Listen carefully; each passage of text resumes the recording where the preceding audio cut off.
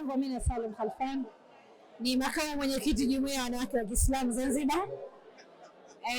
Kuhusiana habari ya mashindano haya, kwamba mashindano ni jambo zuri ambalo limeibuliwa, kwa sababu tunajua walimu wetu wengi wapo watu wazima, lakini sasa kushajiishwa kwa kufanywa mashindano, kwa maana wamejengewa uwezo zaidi ili kuweza kumudu kazi yao kwa vizuri zaidi.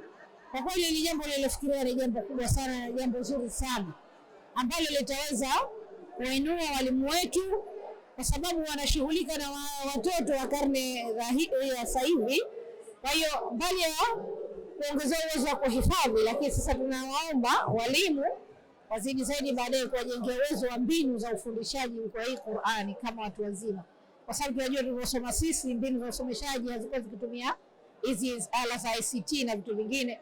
Kwa sababu mbali ya kuhifadhi, tunaomba baadaye tufanye mashindano ya kuleta tafsiri za aya mbalimbali, halafu vile vile kuonesha mbinu mpya za ufundishaji wa Qur'ani, kwa sababu Qur'ani inazungumzia biology, Qur'ani inazungumzia physics, Qur'ani inazungumzia chemistry, Qur'ani inazungumzia mathematics. Qur'ani ni science, kwa kweli ni siasa, ni kila kitu.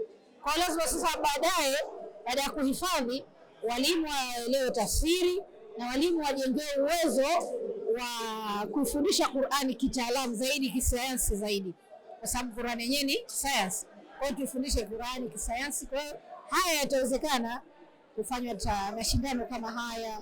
Safari yetu tunaweza mashindano ya kusoma, lakini mara nyingine tutakuja mashindano ya tafsiri, tutakuja mashindano ya vipi kusomesha Qur'ani na kusomesha aya kitaalamu zaidi, ili kuweza kwenda na wakati, kuweza kwenda na generation, kizazi tunacho, na kuweza kutengeneza maadili, kwa sababu mwisho wa kusoma Qur'ani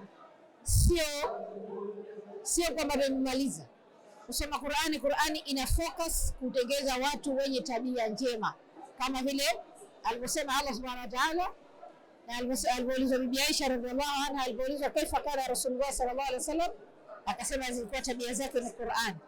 Na Mwenyezi Mungu Subhanahu wa Ta'ala akamsifu Mtume, akamwambia wa innaka la'ala khuluqin adhim. Na hii sasa hivi ndio maradhi, ndio matatizo yaliokuwa kwa tabia.